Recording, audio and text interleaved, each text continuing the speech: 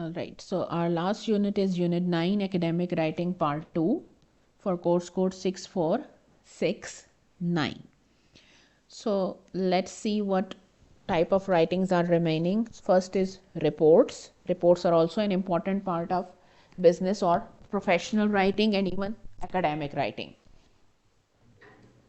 All the theses or research articles that we write, they are basically reports.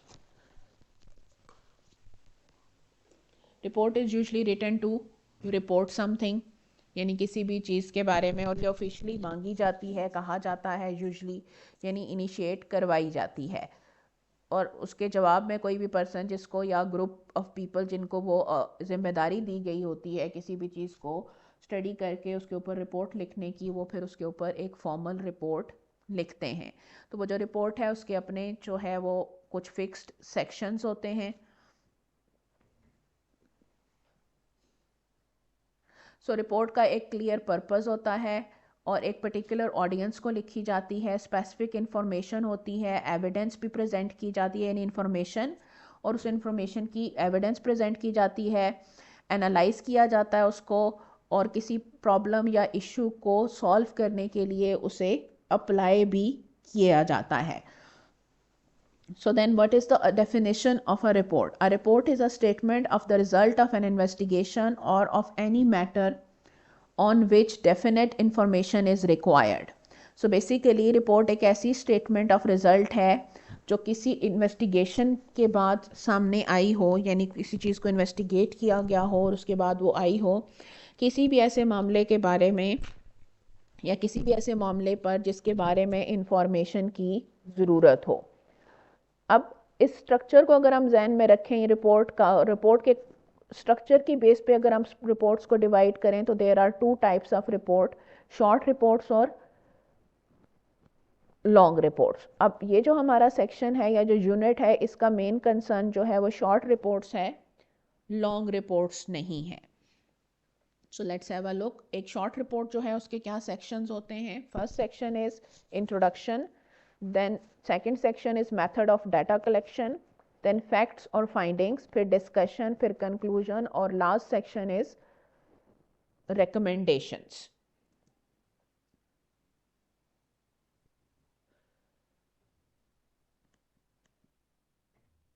So most short reports are written in response to a request or direction from a superior or supervisor. Up, you can have a look at this introduction. With reference to your letter number 1234 dated 12th November 2017, in which you directed me to submit a report about possible need to expand computer lab of our department, keeping in view the rising number of students in future, a comprehensive report is submitted for your consideration. So इस तरह से आप introduction लिखते हैं, आप बताते हैं कि आपसे रिपोर्ट कब मांगी गई थी, क्यों मांगी गई थी, और आप एज रिपोर्ट क्या प्रेजेंट कर रहे हैं। अब इसके टू पर्पसेस हैं। एक तो ये कि वो कम्युनिकेशन को एक कॉन्टेक्स्ट दे रही है कि क्यों लिखी जा रही है ये रिपोर्ट, और फिर ये बता रही है रीडर को कि रिपोर्ट का जो सब्जेक्ट है वो क्या है। Then second section is method of data collection. इस सेक्शन में आप ये डिस्क्राइब करते हैं कि वो जो रिपोर्ट है उसके लिए जो डाटा है वो आपने कैसे कलेक्ट किया है। कुछ रिपोर्ट्स में एक्सक्लूड भी किया जा सकता है। जो रिसर्च ओरिएंटेड बिजनेस रिपोर्ट्स होती हैं उनमें इस सेक्शन का होना कंपल्सरी है। जो सैम्पल मेथड्स हैं, यानी किस तरह से आप डाटा कलेक्ट कर सकते हैं, उसके जो कुछ मेथड्स हैं वो कौन से हैं, या जो ज़्यादा कॉमनली यूज़ होने वाले मेथड्स हैं वो हैं सर्वेस, स्टैटिस्टिक्स और records. Then the next section is facts and findings. So इसमें आप डाटा को जो है वो टेबल्स और फिगर्स की फॉर्म में, पाई चार्ट्स की फॉर्म में, ग्राफ्स की फॉर्म में रिप्रेजेंट करते हैं। Like enrolment statistics and survey results, जैसे आप इस इमेज में भी देख सकते हैं। Number of students enrolled in ICS group 2012 में कितने थे, 2013, 14, 15, 16। then results of survey, field of choice of students, computer sciences में कितने हैं, information technology में कितने हैं, software engineering में कितने हैं, then number of students enrolled in our university in past 5 years। तो इस तरह से आप facts और findings को tabular form में represent करते हैं। then the fourth section is discussion, here interpretation and explanation of facts जो है वो प्रोवाइड की जाती है, यानी आपने फैक्ट्स और फाइंडिंग्स प्रोवाइड कर दी, अब आप उनकी एक्सप्लेनेशन प्रोवाइड करेंगे, उनको इंटरप्रेट करेंगे, ट्रेंड्स और इम्प्लीकेशंस को एक्सप्लेन करेंगे, अपनी इंसाइट्स देंगे, यानी जितनी भी एक्सप्लेनेशन आपने देनी है वो सारी की सारी आप डिस्कशन के सेक्शन में देंगे, आप फैक्ट्स और फाइंडिंग्स के साथ उसे प्रोवाइड नहीं करेंगे. देन कम्स द कंक्लूजन और the last concluding section of the report. Discussion की तरह जो कंक्लूजन है वो भी जनरल स्टेटमेंट्स ही होती है, लेकिन बेस वो भी फैक्ट्स वाले सेक्शन पर ही होती है. यानी जो आपने फैक्ट्स और फाइंडिंग्स एक दफ़ा बता दी वो आप ना तो डिस्कशन में रिपीट करेंगे ना कंक्लूजन में, बल्कि उनकी बेस पे अपनी इंटरप्रिटेशंस देंगे. The function of conclusion is to encapsulate the whole discussion and also tell the reader about significance of discussion and facts. Then come recommendation. Recommendations का जो सेक्शन है ये भी रिपोर्ट का एक कंपल्सरी या इम्पोर्टेंट सेक्शन है.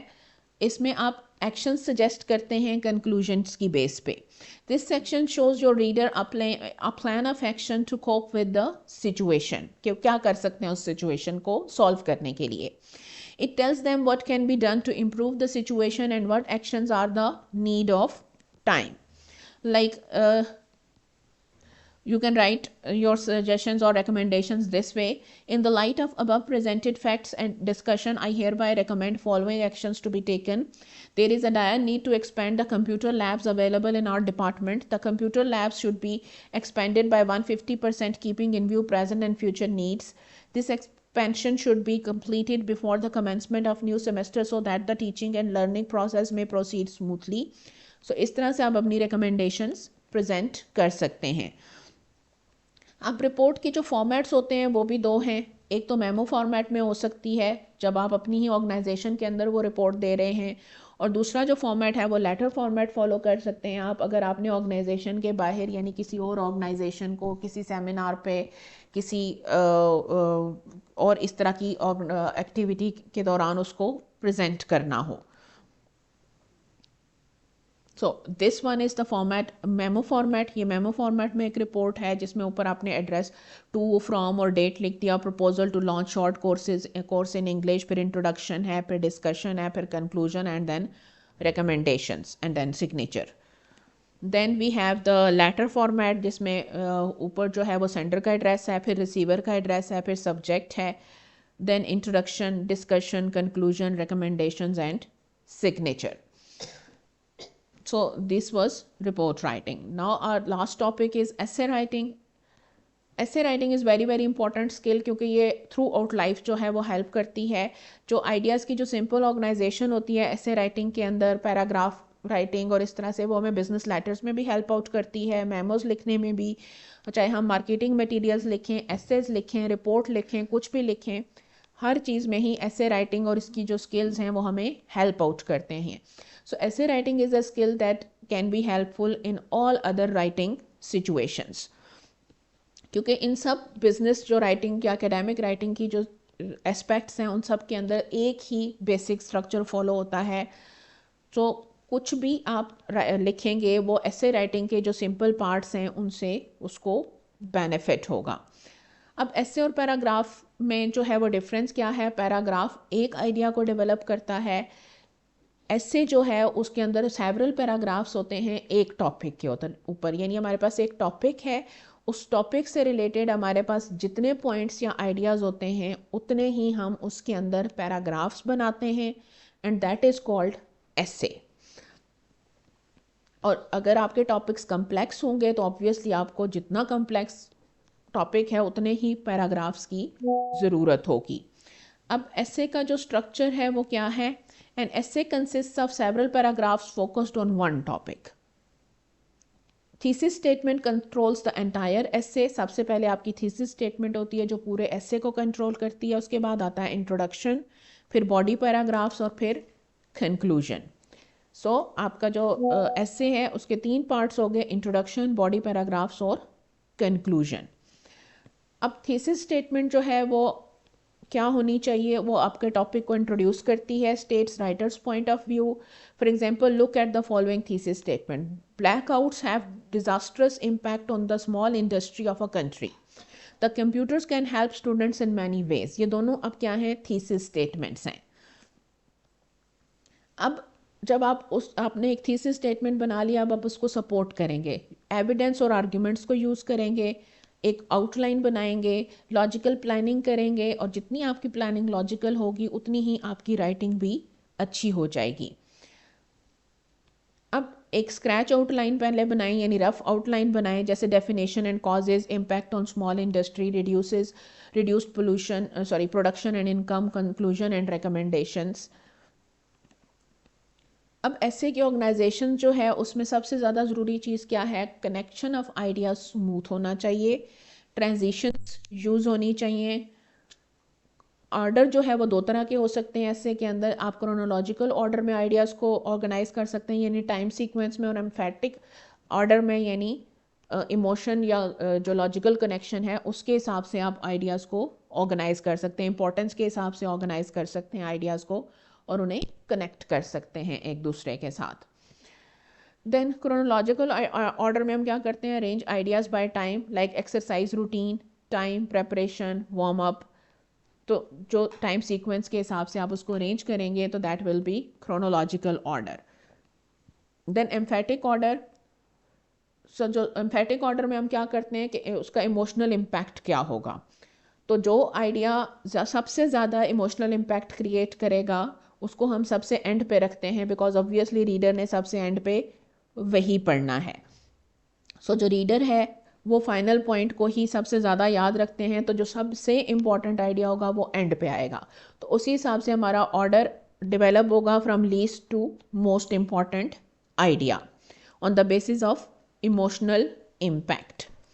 अब ट्रांजिशंस और एडिटिंग की स्टेज आ जाती है। ट्रांजिशंस जो हैं वो फ्लो क्रिएट करती हैं, जैसे प्रोनाउंस हैं, सिनोनिम्स हैं, however, therefore, furthermore, in addition to, इस तरह के सीक्वेंस मार्कर्स हम क्रिएट करते हैं। As a result, in conclusion, therefore.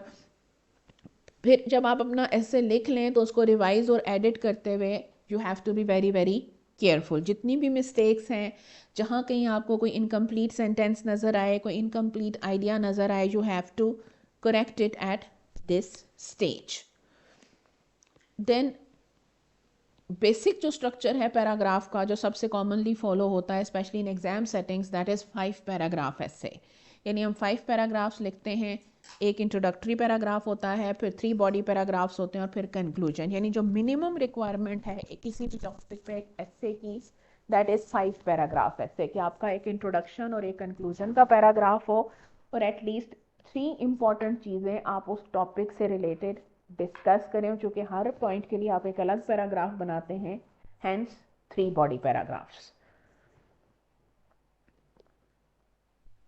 तो इंट्रोडक्टरी पैराग्राफ का पर्पस क्या है कि वो रीडर को अट्रैक्ट करेगा, बैकग्राउंड प्रोवाइड करेगा, थीसिस को प्रेजेंट करेगा, यानी जो आपका मेन थीसिस स्टेटमेंट है उसको प्रेजेंट करेगा, शोज प्लान ऑफ डेवलपमेंट, पूरा प्लान दिखाएगा रीडर को कि किस तरह से आप अपने आइडियाज़ को डेवलप करके किस तरतीब के साथ चलेंगे।